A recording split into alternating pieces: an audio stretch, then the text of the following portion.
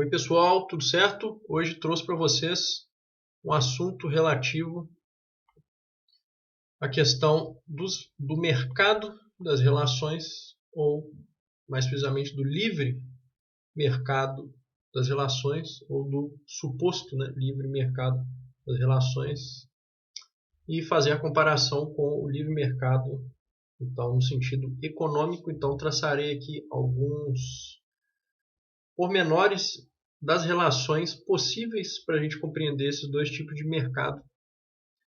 Embora, claro, levando em conta que a consequência deles é diferente, certo? Ou seja, a consequência são produtos, outros são relações mesmo de estabelecimento disso, e a geração de filhos e etc. Então, embora possamos considerar aí ambos como tipos de mercados, cada um, obviamente, deve ser considerado de um modo diverso, devido às suas peculiaridades, e também apenas no sentido de uma comparação mesmo entre ambos, né? Que eles podem ter coisas semelhantes, podem ter até leis que se assemelham em certo aspecto, né? Uma questão de um inflacionismo e daí em diante, mas, claro, guardada aí as proporções, né? E toda a questão aí das considerações dessas consequências, né? E acho que é um vídeo interessante, um assunto interessante, né, que vai complementar várias coisas aí no canal, tanto vídeos que dizem respeito à questão econômica quanto de relações, e essa questão da gente estreitar áreas também é uma coisa que sempre gostei de fazer e sempre tento aí traçar paralelos entre as áreas, e eu acho que esse vídeo vai ser rico também nisso. Ou seja, a gente tentar associar áreas que parecem distintas, mas que, na verdade, quando a gente estuda as duas coisas, ou seja, nesse caso é a questão das relações atuais, né, e tal, e também na questão histórica, né, das relações, e também aí, quando estudamos economia, e principalmente aí partindo também dos pressupostos de uma economia que é baseada aí na economia dos liberais, da questão da escola austríaca e daí em diante. Também vou citar os socialistas e keynesianos, né, mas sabemos que há muitas falhas aí nesse sentido, né? Nem sequer existe uma economia marxista, né? Então não tem por que a gente aí levar em conta isso como um ponto de partida real, certo? Então, o que faremos ou o que eu farei é basicamente elencar aí os pontos e fazer digressões neles para vocês, né? E eu separei vários pontos, tá, pessoal? Inclusive vou pôr aqui na tela alguns deles. E alguns desses pontos estão aqui na tela, para quem quiser acompanhar também por aqui. Eu não vou, acho que não vai dar o texto inteiro ali, mas vou deixar aqui pelo menos para vocês verem os pontos, o número deles, né? Então, aí mais ou menos tem uns 8 pontos que eu separei e que então vai auxiliar aqui para eu fazendo as digressões de cada um deles. Então, o primeiro deles é o seguinte: o que todos querem é fugir do livre mercado sexual ou mercado das relações. Ou seja, todos, quero dizer também, pontuando alguns espectros na sociedade atual. Por exemplo, os conservadores de um lado, vão tentar também fugir disso ao seu próprio modo, né? Principalmente através da moral, etc. E as feministas também de outro lado, e todos em geral, né, todo o movimento progressista, mas vamos elencar as feministas que tem mais a ver com a questão do mercado sexual, né, do mercado das relações em si. Aqui eu estou usando o mercado sexual como sinônimo de mercado das relações, tá? Porque no fundo são as relações não no sentido, né, de amizade e daí em diante, mas nesse sentido, vamos colocar entre aspas, amoroso, né, que seria o que a gente chama de mercado sexual, né? Então não é eu que criei esse termo, já é usado aí dentro da androsfera. E aqui o que eu trago é este outro termo que seria um livre mercado sexual. Então ambos vão contra isso. Ou seja, o que todos querem é fugir do livre mercado sexual ou mercado das relações, ou seja, do capitalismo espontâneo das relações, gerando, vamos colocar assim, tipos de socialismos. E o que existe é uma falha, então, na apropriação de quantidade e qualidade a que aspira o ente egóico. Então aqui já estou também mesclando aí com o que eu já trouxe em outros vídeos do conceito, né, do egóico, de ente egóico, daí em diante. Né? Podemos pensar aqui no indivíduo em geral. Né? Então, explicar um pouco sobre este primeiro ponto aí. Tá? O que ele, então, o que a gente, né, pode tirar daqui, certo?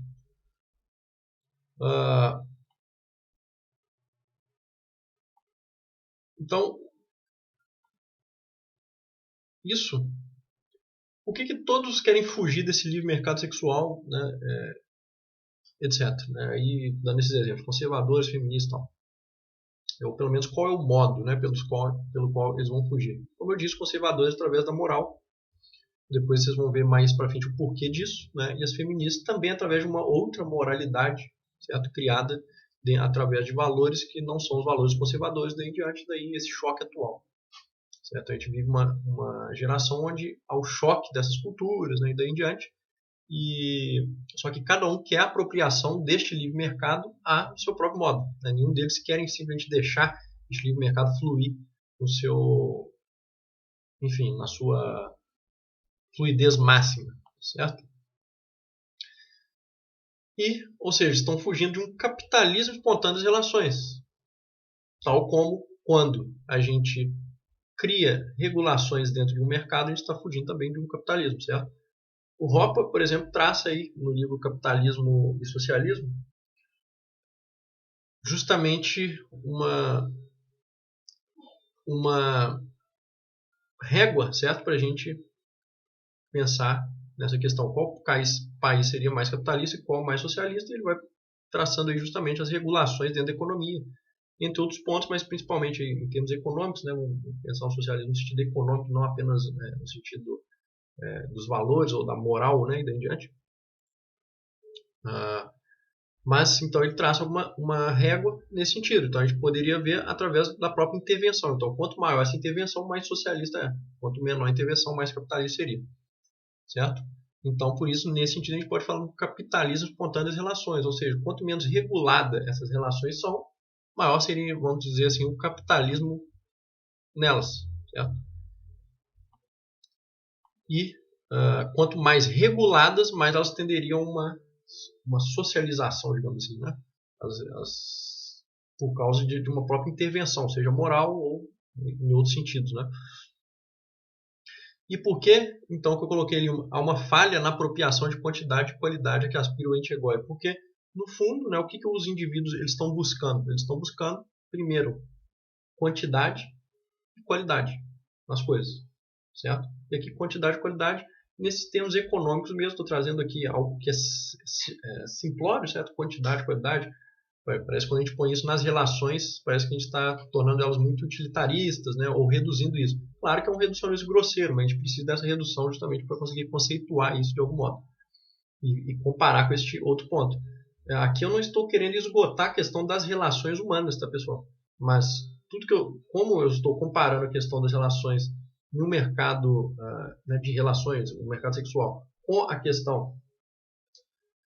econômica, então eu estou fazendo, obviamente, uma generalização através deste uso de conceitos econômicos para a gente conseguir comparar e estreitar as coisas. Se eu estivesse comparando não com a economia, sim com outro ponto, outro ramo do conhecimento, eu tentaria usar outros conceitos, daí em diante. Então, né, não levem isso como um modo absoluto de enxergar a realidade, mas como apenas um exercício mental inerente a essa temática em si. Mas se fosse outra temática, usaria outros conceitos aí em diante.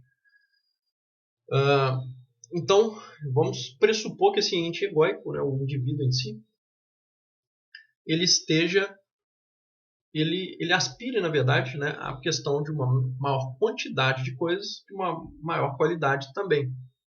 Certo? É claro que isso pode oscilar, vai oscilar de indivíduo para indivíduo, mas no geral, né, se a gente deixasse as pessoas escolherem, obviamente elas vão querer mais quantidade de coisas e mais qualidade, né? Quantidade com qualidade, certo? Isso é o que as pessoas buscam, por exemplo, nos meios econômicos, certo? Então, ninguém vai se bastar com uma casa, desde que você tenha mais meios ainda para ter outras casas, você vai querer mais casas, mais carros, etc. Certo? Ou seja, você vai querer quantidade. Não é isso? Vamos pensar aí num intelectual. Ele quer mais livros. Ele não vai se bastar tendo um livro. Ele vai querer empregar parte da sua economia em mais livros. E daí, né, cada um vai escolher o que quer em maior quantidade. Eu estou dizendo que todos querem mais carro, mais casa e daí em diante. Mas as pessoas querem mais alguma coisa, nem que for mais tempo. Né? Você quer mais tempo, você está querendo mais, certo? Então vamos dizer que há um capitalismo espontâneo que parte dos indivíduos, no seu sentido mais essencial mesmo. Ou seja, no fundo, como dizia o próprio Emerson, né, a natureza ela tem um quê capitalista. Certo? Então, se a gente deixa os indivíduos atuarem livremente, eles vão manifestar, vamos dizer assim, impulsos, entre aspas, né, de um tipo capitalista nesse aspecto, certo? De aspirarem pela apropriação das coisas, por exemplo, né?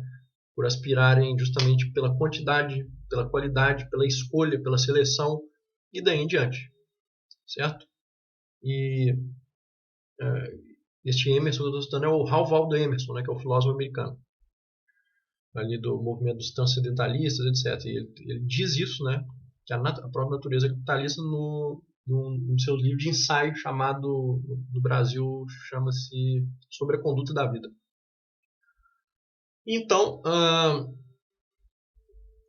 né, pressupondo isso, que o indivíduo ele busca isso de algum modo, ele também, a gente pode pressupor também que ele vai buscar isso nos âmbitos das relações sexuais, né, no mercado, nesse mercado das relações sexuais, ou no livre mercado sexual.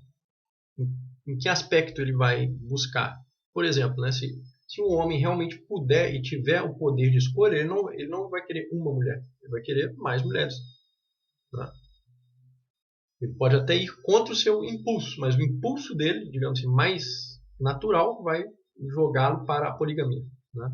Isso aí, acho que a maioria está de acordo com isso, mesmo que ache incorreto do ponto de vista moral, mas que isto instintivamente é o que existe, né? É de fato, né? É de fato. Então, né, nesse sentido, tudo que vai contra isso está tentando também regular isso de algum modo, certo?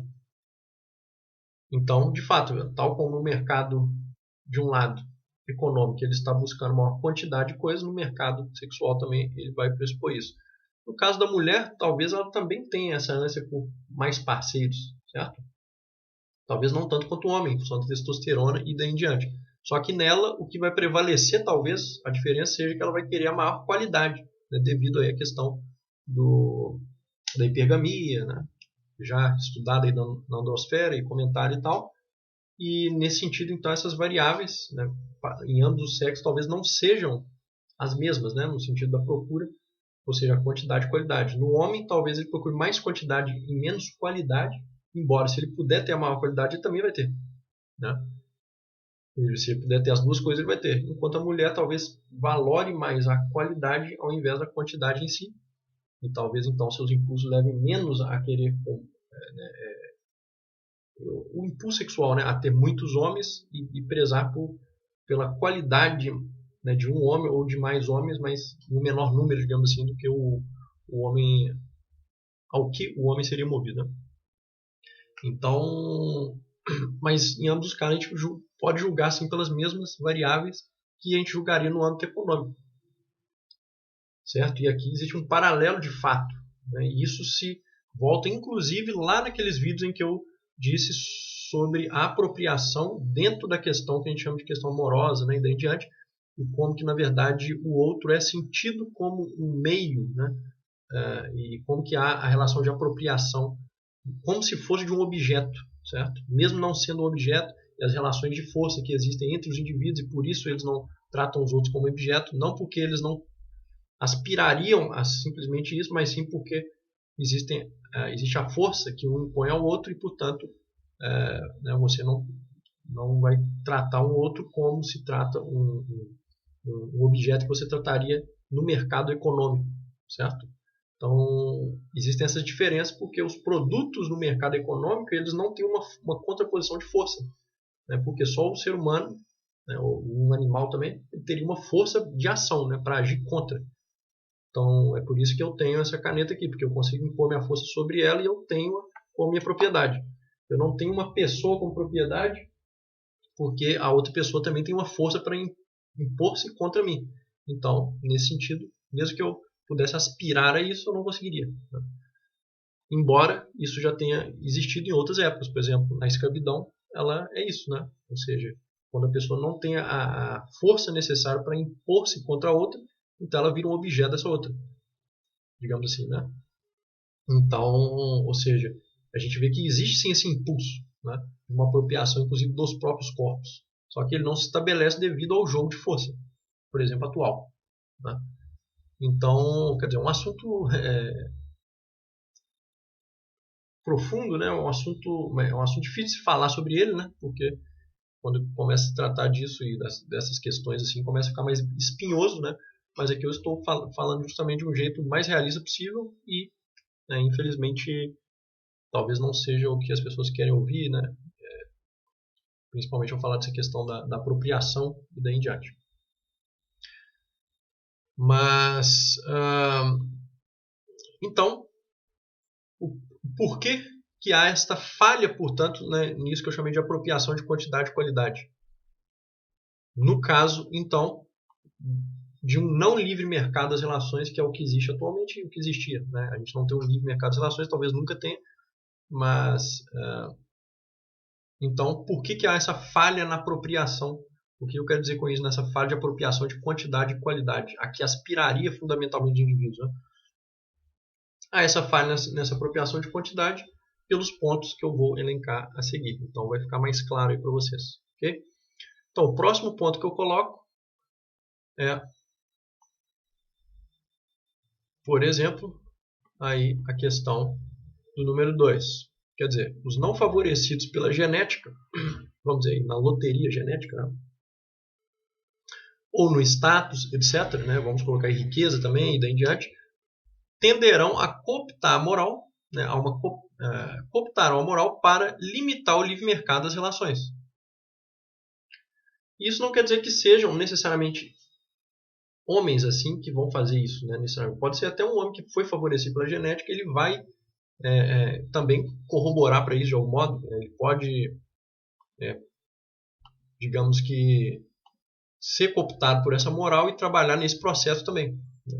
Do mesmo modo que sei lá, alguém que é rico, que nasceu rico, pode trabalhar para que o próprio Estado ponha impostos nas grandes heranças, né? Então existe isso, né? Pessoas que têm dinheiro trabalhando para isso. Por quê? Porque simplesmente existe, né? As pessoas podem ser, digamos que, enganadas de qualquer modo, ou podem simplesmente achar que aquilo é verdade mesmo. Enfim, né? Então tem várias possibilidades. Ou acho que vão ganhar alguma coisa com aquilo ali e daí em diante. Então, né, tem de tudo no mundo. Então não devemos pensar que só um grupo de indivíduos que vai necessariamente fazer isso. Não, que é só uma questão teórica, tá, pessoal? Então, há essa tendência de que, como existe não favorecidos pela questão genética, ou a maioria das pessoas, né, se a gente pensar bem, pelo status, pela riqueza, etc., qual moral seria melhor para que essas pessoas triunfassem dentro de um mercado de relações? Isso que é o que a gente deve se perguntar, certo? Dado que isso é a realidade, qual seria a moral que faria com que as pessoas obtessem alguma vantagem dentro deste mercado de relações e, portanto, que ele não seja um livre mercado de relações? Por quê? Porque se ele for um livre mercado de relações, como a aspiração daqueles entes egóicos, vamos supor assim, é a apropriação de quantidade e qualidade, e se essas pessoas não têm, por exemplo, a qualidade, vamos dizer assim, por exemplo, em função da questão genética, da questão da aparência, né, que é produzida pela questão genética, então essas pessoas já não vão estar dentro desse padrão, digamos, da qualidade, né? Aqui eu estou julgando de um modo frio, tá, pessoal? Mas não quero desprezar ninguém, nem nada nesse sentido, tá? Apenas eu tenho que falar de modo frio porque não tem como a gente trabalhar esses assuntos sem falar de um modo mais abstrato e objetivo também, né? Então acaba sendo uma coisa mais crua, mas não tem outro jeito de a gente explicar isso aqui. Então, uma vez que a gente tem isso existindo, qual é a moral que facilitaria com que estes que são desfavorecidos de algum modo, eles façam a sua intervenção neste mercado das relações e o estruturem e o reorganize de modo a que ele obtenha alguma vantagem daquilo ali. Certo? Tal como a própria teoria, por exemplo, marxista, ela vai ter como raiz, né? Se você pensar bem, o que é o socialismo do tipo marxista e de Engels e daí em diante, né? Assim como outros que vão falar coisas parecidas, né? Basicamente, é por isso que eles se voltam ao proletário, certo? Por quê? Porque para eles o proletário é o desfavorecido. Se o proletário seria o desfavorecido em toda essa balança, o que ele vai propor? Que estes proletários se unam, não é isso? Não é assim que ele termina o manifesto comunista? Proletários, univos, né? Proletários do mundo, etc. Univos. Então, estes se uniriam e então eles reestruturariam todo o mercado e imporiam, então, segundo o que seria melhor para eles, aquilo que o mercado deveria ser segundo eles, né, no sentido de como esta nova economia poderia existir, etc. Né? Então, quando a gente leva isso em conta, claro, aí já eu estou partindo de um ponto máximo, né? Essa intervenção do tipo marxista seria uma intervenção máxima, né? Mas aqui é só para ilustrar. Então, uma vez que acontece isso, eles se revoltam contra aqueles que teriam ou que seriam favorecidos de algum modo e estabeleceriam a sua própria moral, a sua própria economia, a sua própria regulação neste livre mercado. Certo? E aqui nem estou dizendo que no passado existia um livre mercado e daí em diante. Não é nisso que eu vou entrar, mas vamos colocar que fosse mais livre, né? Um mercado mais livre e que então eles regulariam isso. Nesse sentido, quando a gente passa para o mercado de relações, seria algo semelhante, certo? Então você tem ali os que se sentem desfavorecidos, certo? Por uma espontaneidade da natureza, digamos assim. O que seria essa espontaneidade, né? Nada mais do que aquilo a que os próprios impulsos levariam mesmo. E aqui nem precisamos pensar apenas no impulso no tipo mais primitivo, como se fosse uma floresta onde as pessoas estão. Não. Né? Até hoje esses instintos estão imperando, por exemplo. Certo? Eles só estão dissimulados, digamos assim, mas ainda estão existindo. E aí, por exemplo, o que seriam esses impulsos? Parte dele, por exemplo, se você deixar a maioria das mulheres livre nesse sentido da escolha de um casamento ou de um namorado, etc., vai ocorrer o que ocorre hoje já, né? Onde você teve essa maior liberação sexual, que é o quê? Você vai ter muitas mulheres aspirando a poucos homens, certo? Daí a questão da hipergamia e daí em diante, daí muitas mulheres, inclusive, estarem solteiras ou preferirem ficarem solteiras, né, hoje em dia, do que ficarem com um cara que ela acha feio, ou que ela acha pobre, ou que ela acha, enfim, né? Então as próprias mulheres fazem essa seleção de um modo até mais brutal que os próprios homens, certo? Ou seja, num estado de natureza, vamos colocar aqui o termo aí do Hobbes, né, sem querer entrar na questão do estatista do Hobbes, né, embora esteja falando aí de Estado, economia e tal, quando se tem aí, vamos dizer, entre aspas, um estado de natureza, né, você vai ter justamente essa procura, né, da mulher pelo alfa, pelo shed, pelo, né, qualquer nome que quisermos colocar aqui, ou nem que seja pelos homens que têm mais dinheiro daí em diante, só que eles são sempre minoria, né, e aí você tem, né, muito mais mulheres, por exemplo, solteiras, muito mais mulheres que estão frustradas porque não conseguem domar este alfa, né? Porque, como a gente tem dentro da androsfera, um dos sonhos da mulher contemporânea, mas eu acho que no geral seria assim, é o quê? Domar o alfa, ou seja, fazer do alfa um beta. Né? Ou seja, fazer com que aquele cara que tinha todas as possibilidades de ter várias mulheres ficasse só com ela. Né? Isso é o romantismo para a mulher. Né? Mas aquele cara que só tem ela e só teria olhares para ela, ela não quer. Então ela prefere, às vezes, muitas vezes, ou na maioria das vezes, ficar solteira do que simplesmente casar com aquele que ou namorar, etc., né, com aquele que não tem muitas opções, certo? Mesmo que ela se frustre depois com aquele que tem muitas opções daí em diante. E isso parte do que? Do fato dela simplesmente querer, assim, no sentido moral? Não. Parte de uma inconsciência, parte de uma questão muito mais instintiva, né?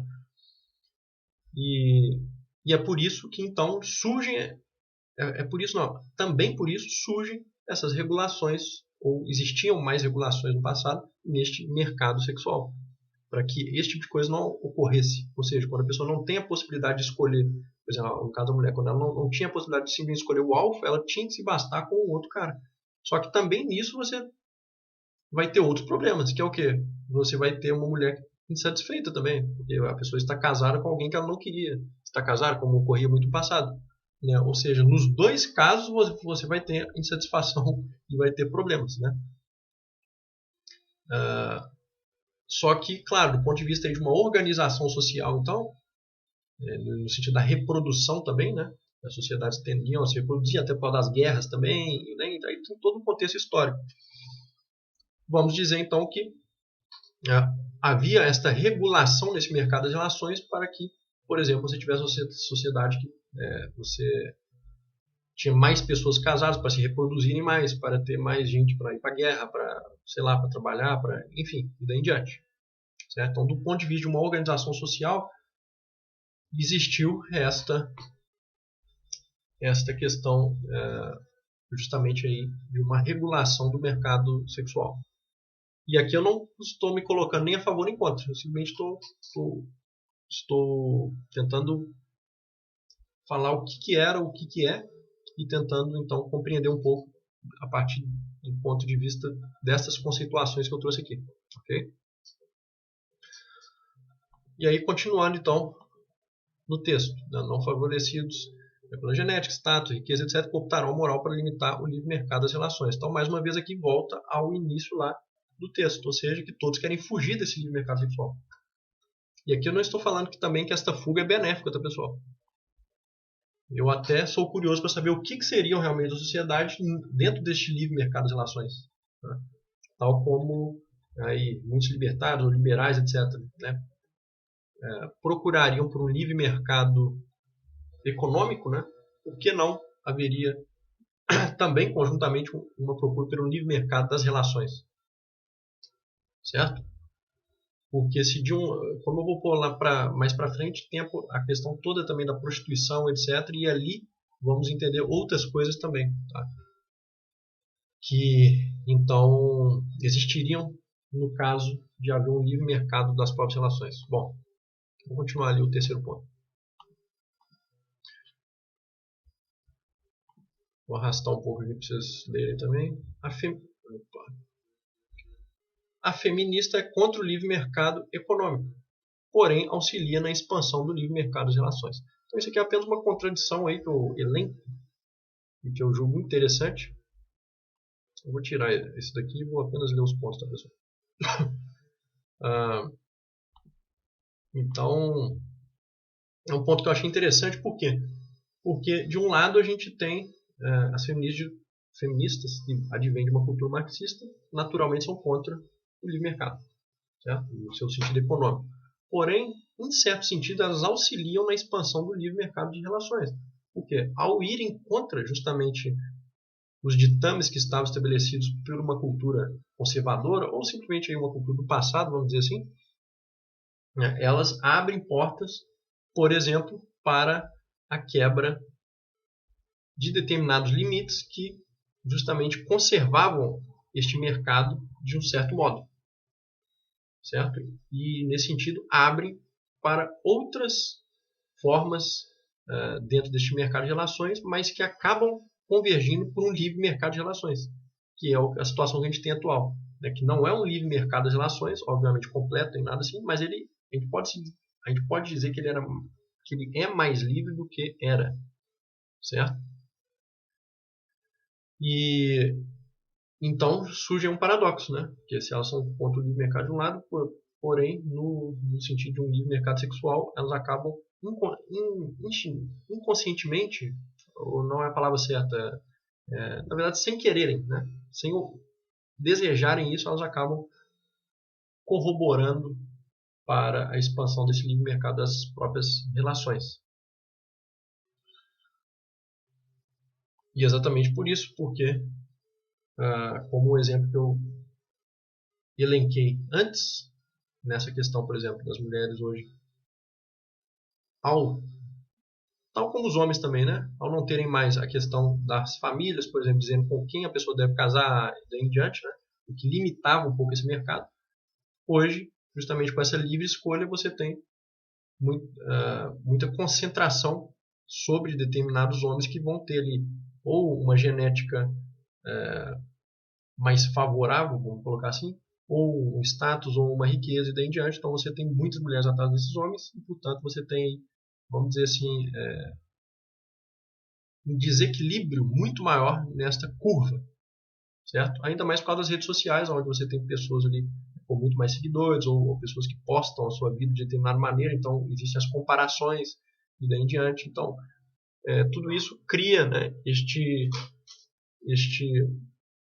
essa maior possibilidade de uma liberdade sexual e também, portanto, vai acabar destruindo essas outras barreiras que existiam dentro deste livre mercado ou deste mercado de relações antigo, certo?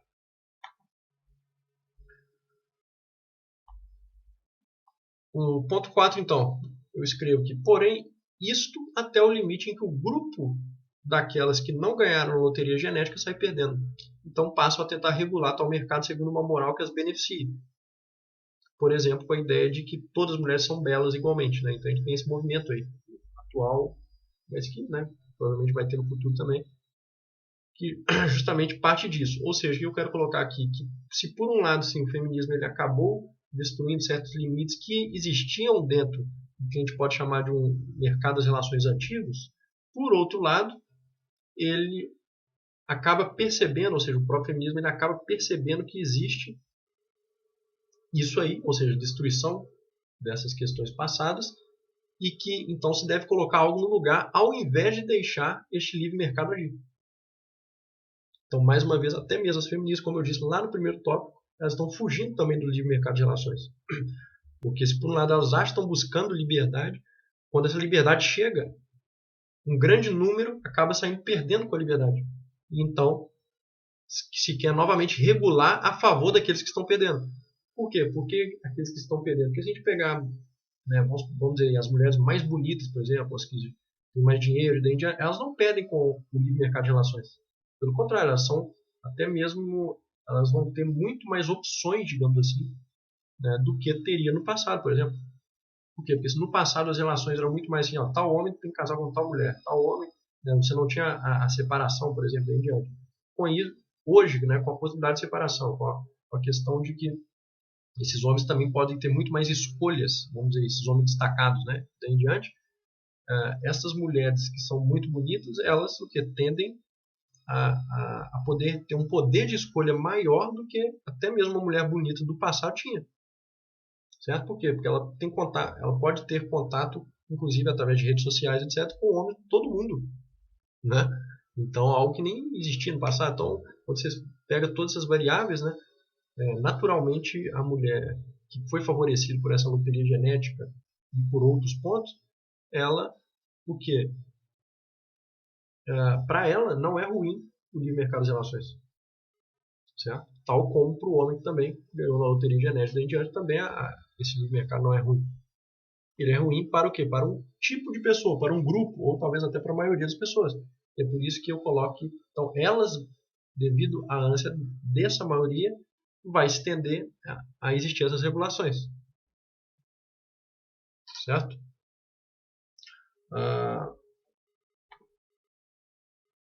Então, né, por isso eu escrevo. Porém, isso até o limite em que essa questão de uma liberdade vai existir até o grupo daquelas que não ganharam loteria genética sair perdendo. Então, quando um grupo, esse grande grupo também percebe que ele está perdendo com a liberdade, ele vai tentar regular este mercado das relações.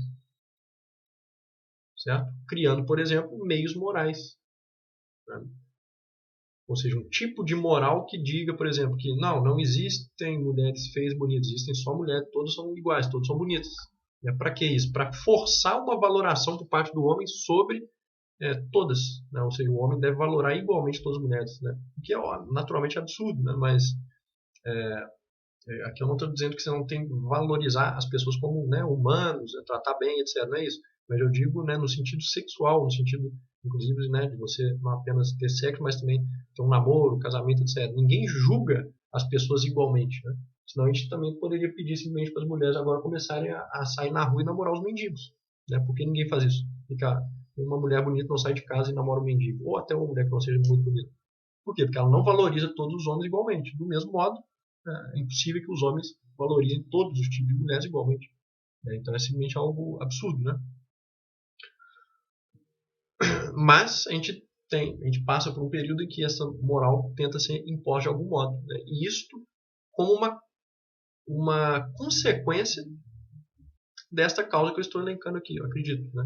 Talvez não apenas dela, mas talvez seja uma causa aí relevante para a gente entender essa consequência, ou seja, porque se está tentando regular novamente, as próprias feministas estão voltando atrás e tentando regular novamente esse mercado. Né? Porque elas viram que essa falta de regulação, essa falta de socialismo nesse mercado sexual faz com que um número grande saia perdendo de algum modo. E aqui eu não estou dizendo que, então, portanto, o socialismo seria a solução. Não. Porque, novamente, mesmo se fizer essas regulações, ao invés de simplesmente aceitar a natureza como é, o que as pessoas vão fazer? Vão criar novos problemas por causa dessas novas regulações. Porque se essas regulações fossem boas também, né, as coisas simplesmente teriam parado no tempo e prevalecido tal como eram. Não teria por que ter mudado nada se tudo já era maravilhoso. Né?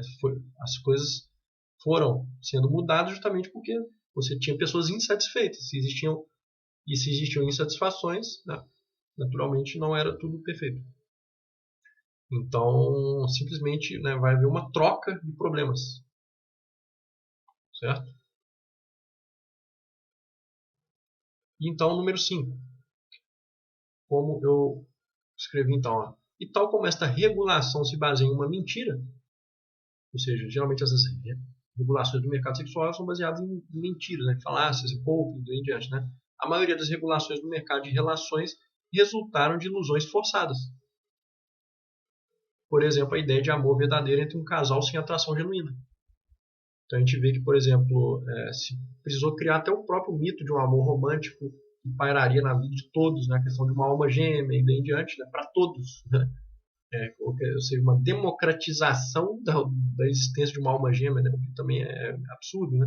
Ou a democratização de um amor romântico, né? Como se essa coisa romântica ela pudesse existir para todo mundo. Por quê? Como se a própria atração genuína ela fosse possível para todos. Né? Entendem que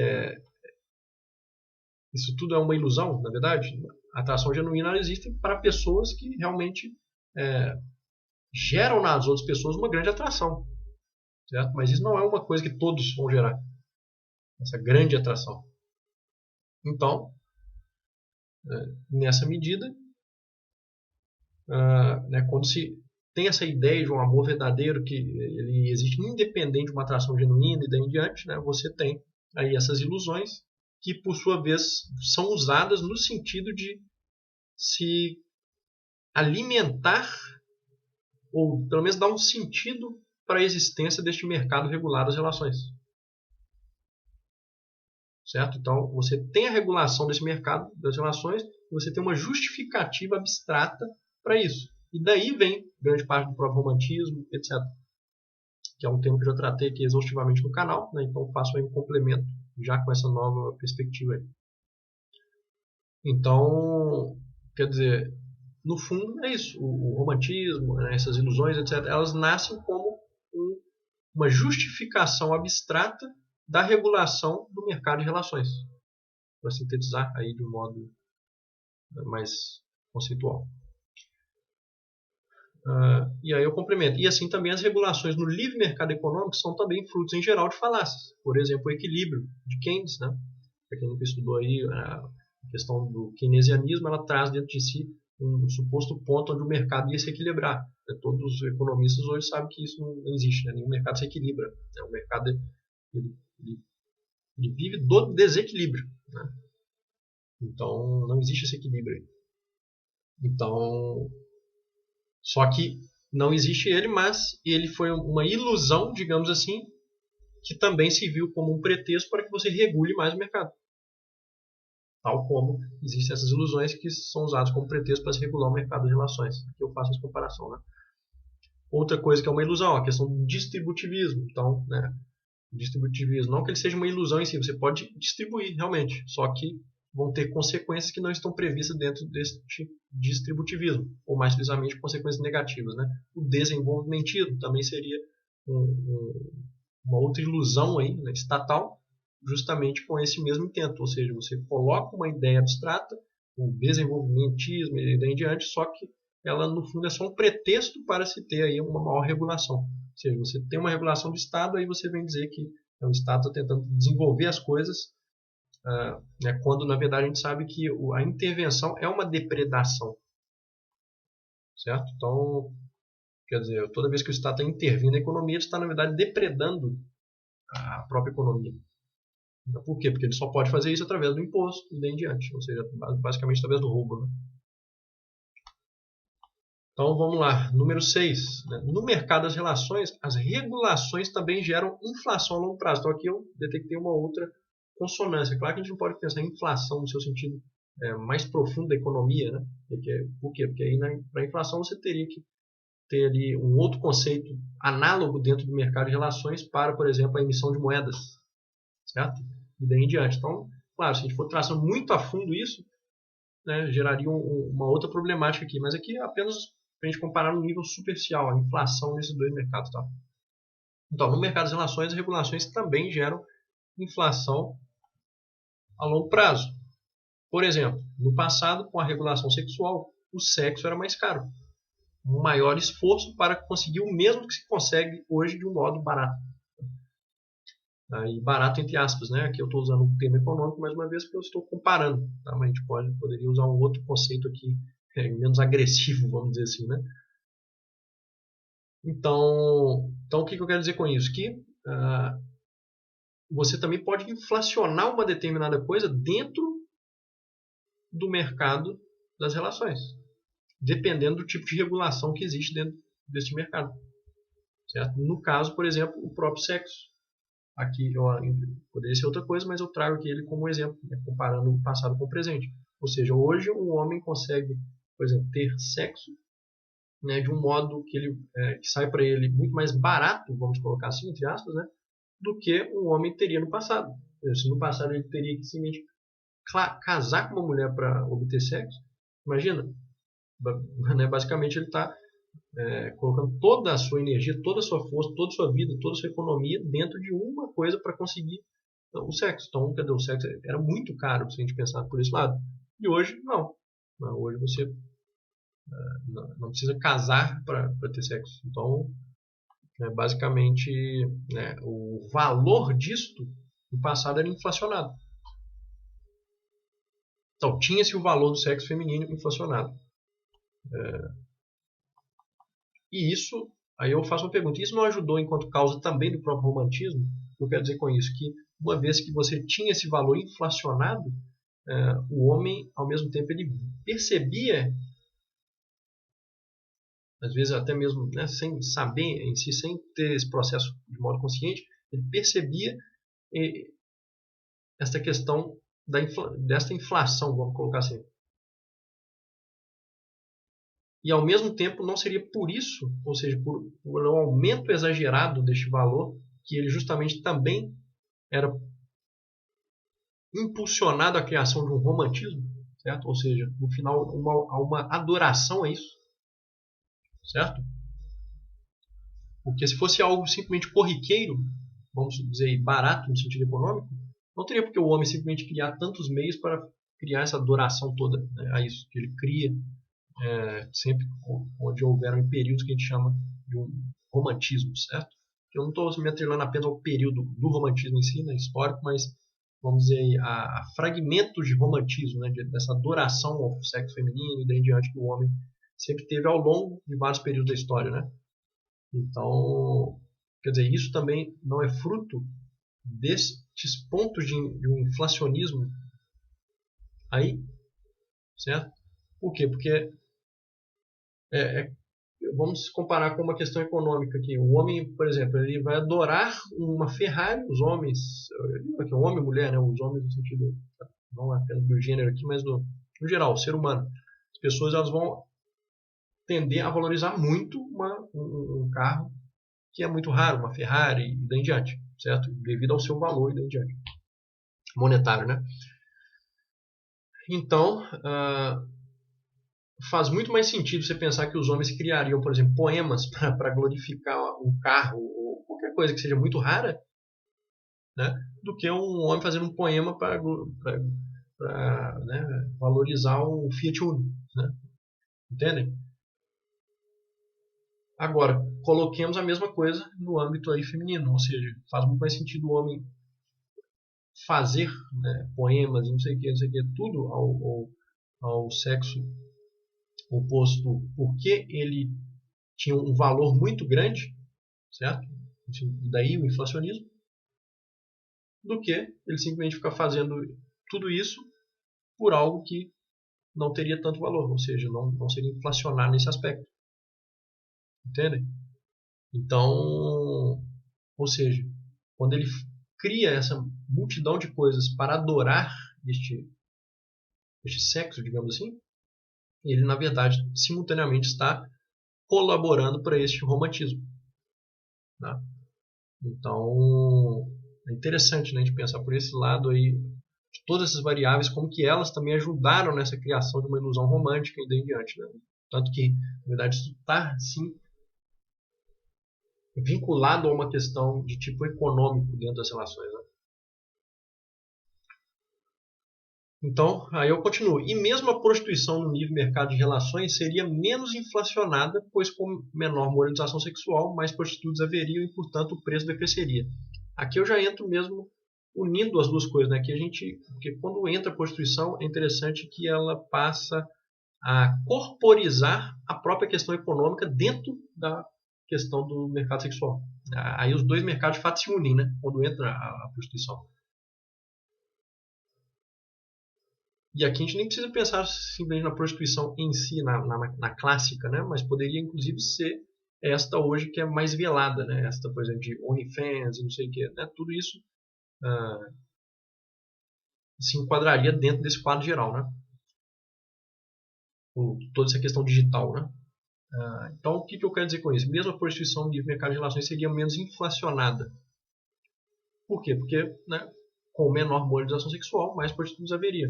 Então, quer dizer, quando a gente pensa, inclusive, vamos colocar em um livre mercado sexual pleno, tá?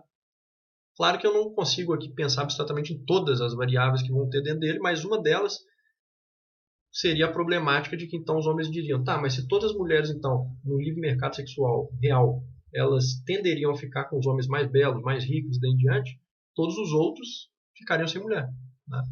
Ou aquelas que seriam mais emocionadas, digamos assim, talvez que iriam ali querer, né, ficar com os outros homens, com esses outros, né, que não seriam procurados por muitos, né? Mas uma vez que isso acontece, então esses homens necessariamente ficariam sem sexo? Não. Por quê?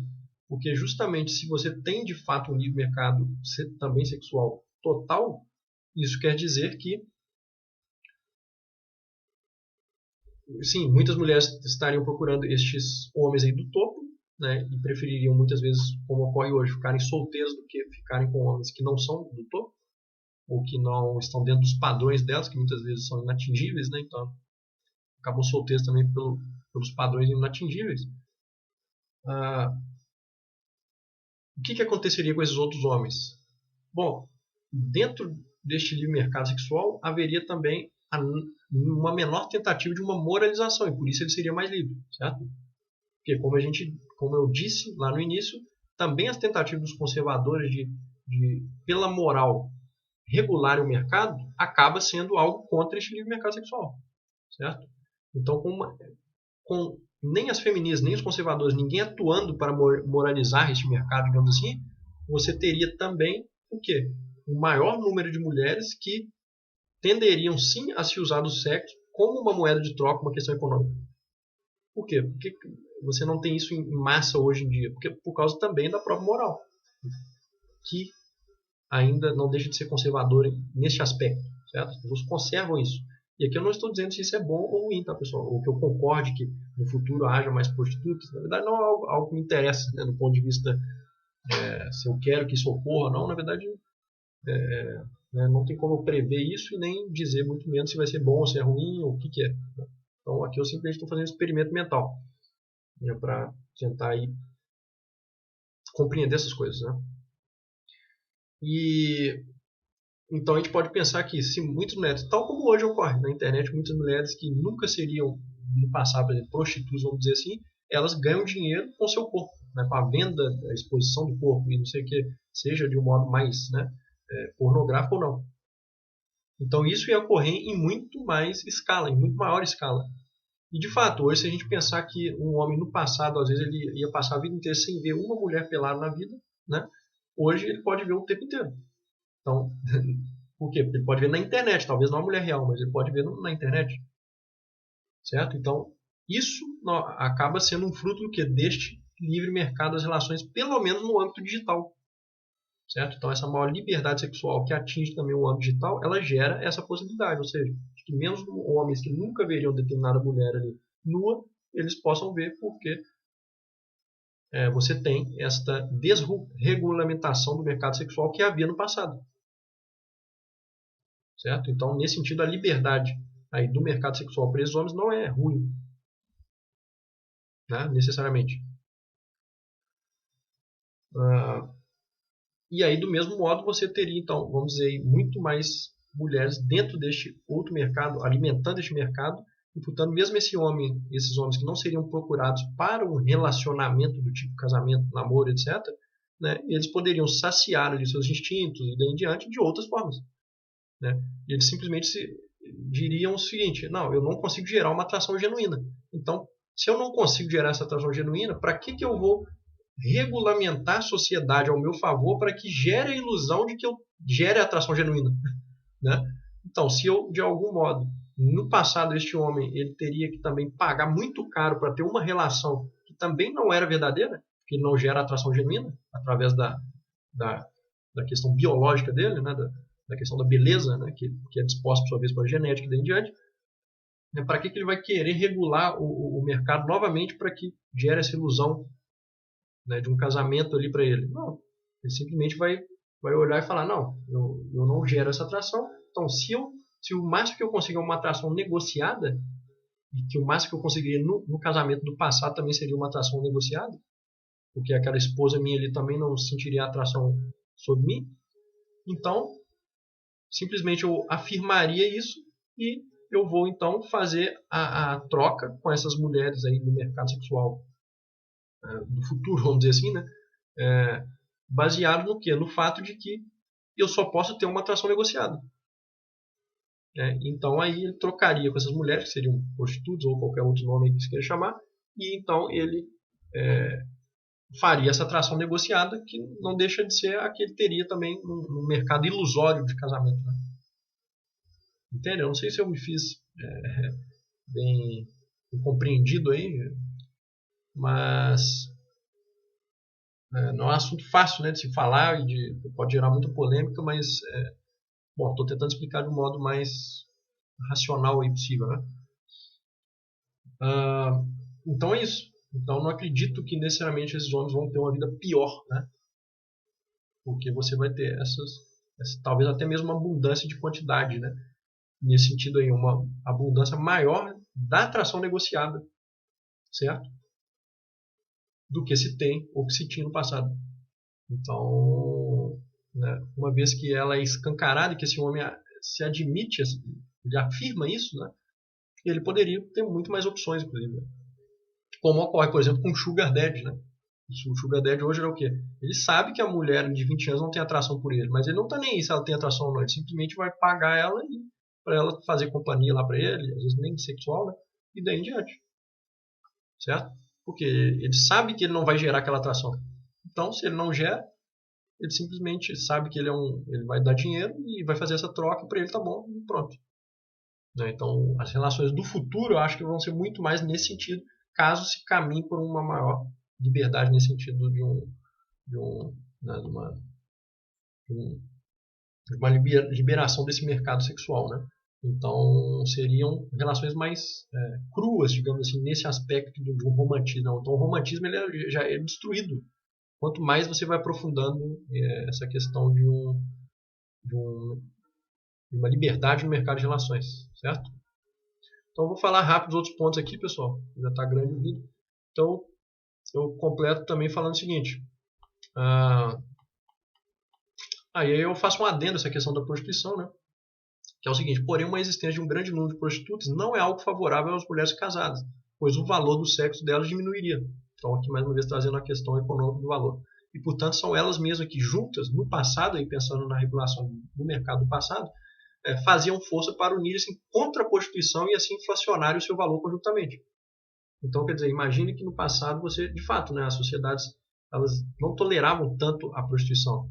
Mas por quê? E para os homens era algo ruim? Não. O que os homens perdiam com a prostituição? Né? Então ela era ruim no mercado regulado no passado e mais ainda regulado em grande parte pela vontade das próprias mulheres, se a gente pensar bem. Né? Por quê? Porque justamente só para elas essa questão da prostituição era necessariamente ruim. Por quê? Porque aí sem os homens, né, terem uma quantidade, voltando lá naqueles conceitos do início, quantidade e qualidade em abundância, eles teriam que recorrer a uma mulher que não é prostituta. Então o valor dela aumenta. Né? Então o valor da mulher casada, ele do passado, com uma prostituição menor, com as relações, com a possibilidade de uma poligamia menor, com a possibilidade, né, com mais moral acerca, né, de uma relação monogâmica, de casamento, etc., o valor dessas mulheres é inflacionado. Então quando esse valor cresce, né, naturalmente elas não vão querer que essas outras coisas que decresceriam o valor sexual delas existisse, dentre elas a própria prostituição. Né? E aí, continua. Hoje, parte das feministas continuam nesse processo, inclusive contra a indústria pornográfica, etc., que afinal também compete com a relação sexual real. Então, a gente vê, por exemplo, um movimento muito grande das mulheres feministas contra a pornografia por determinadas ideias, né, etc., determinado ideal que não necessariamente é esse. Né? Elas vão elencar outras causas para ir contra essa pornografia. Mas por que não, por baixo disso, estaria ali oculta, né, justamente esta necessidade de uma regulação do mercado sexual em função da competição. Né? Porque, querendo ou não, esta mulher ali, a feminista, ela está competindo, se ela busca um homem, por exemplo, ela está competindo não só apenas com as prostitutas, mas está competindo com também a pornografia, com tudo mais. Certo? Então, quer dizer, para ter que competir com menos coisas, também ela vai tender a acusar essas outras coisas. Né? Número 6. No caso das relações, quem é o Estado? Aí eu coloco a moral. Né? Porque, claro que o Estado ele também agora ele começa, né, principalmente na nossa época, e no passado também, a intervir direto dentro dessa questão do mercado das relações, certo? Então, na verdade, está junto, né? Quer dizer, o Estado tentando intervir dentro da economia, conseguindo, obviamente, intervir dentro da economia, mas também ele ajuda, ou ele é um meio catalisador para essa intervenção nas relações do mercado sexual. Mas, principalmente, temos aí, então, também tipos de morais como meios, né? O próprio Schiller, por exemplo, e o Hegel, os dois alemães, né? Para quem não conhece, o Schiller é um poeta, pensador e tal, e o Hegel filósofo. Eles inclusive acreditavam que o próprio Estado ele se estabeleceria como um Estado pleno como ou enquanto uma corporificação da própria moral. O Schopenhauer depois inclusive critica, né, o Hegel por isso, dizendo que, né, essas ideias levariam ao socialismo futuro, a um Estado máximo daí em diante, e de fato, né, ele estava certo.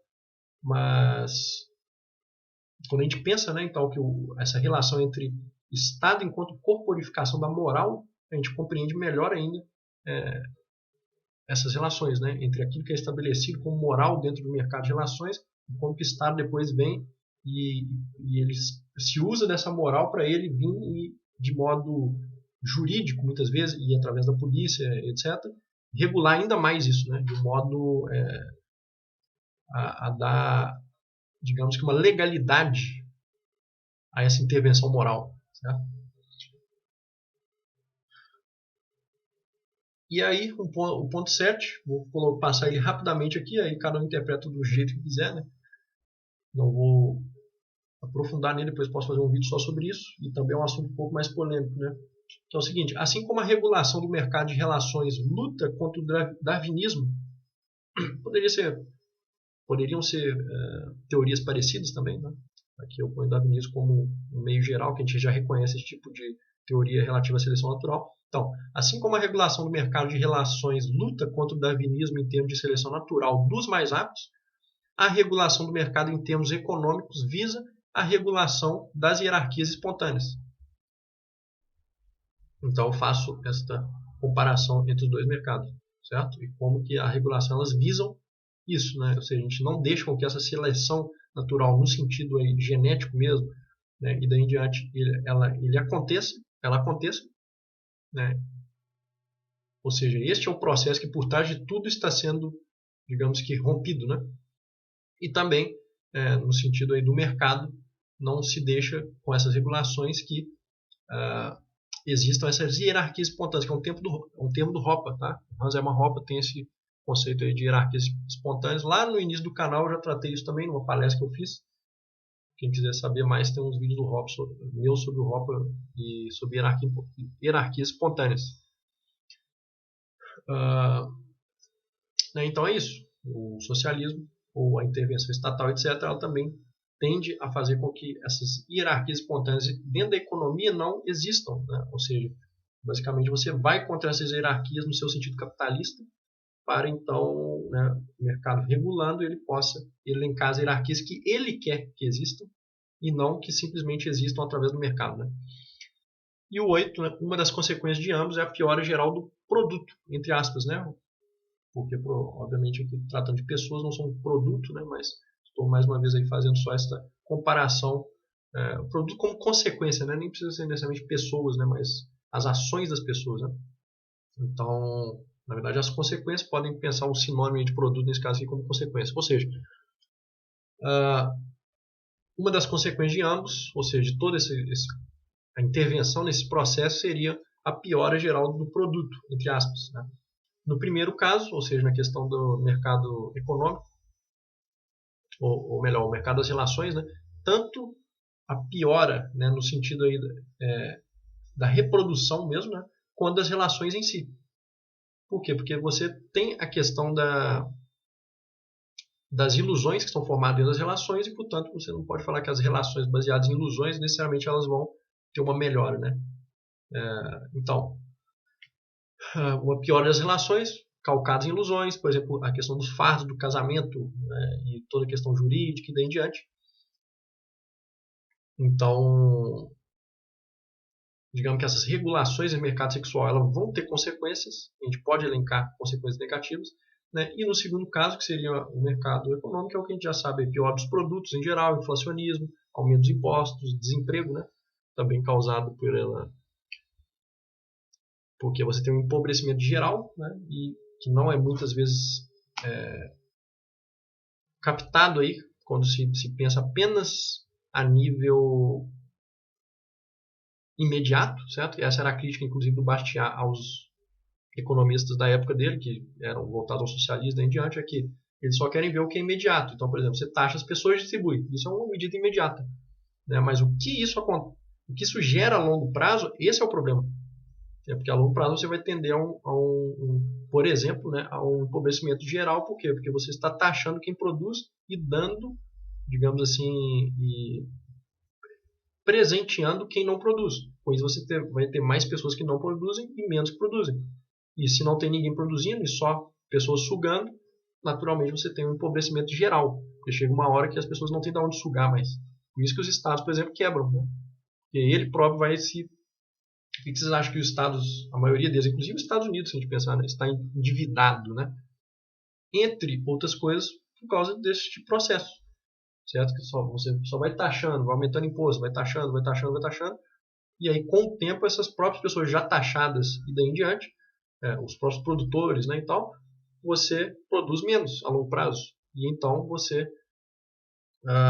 tem um empobrecimento geral e já não consegue taxar naquele mesmo nível, e aí você vai acumulando dívidas. Eu não estou falando que essa é a única causa, né, mas é uma das possíveis causas aí, certo? Enfim, então pessoal, é isso.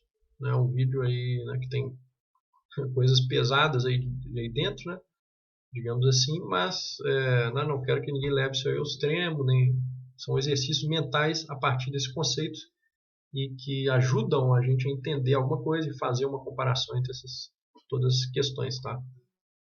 Então, é isso. E, bom, deixem aí os comentários, críticas, né? E podem pôr outros pontos aí também, que talvez eu comente em vídeos futuros. Então, agradeço a todos, um grande abraço, até mais.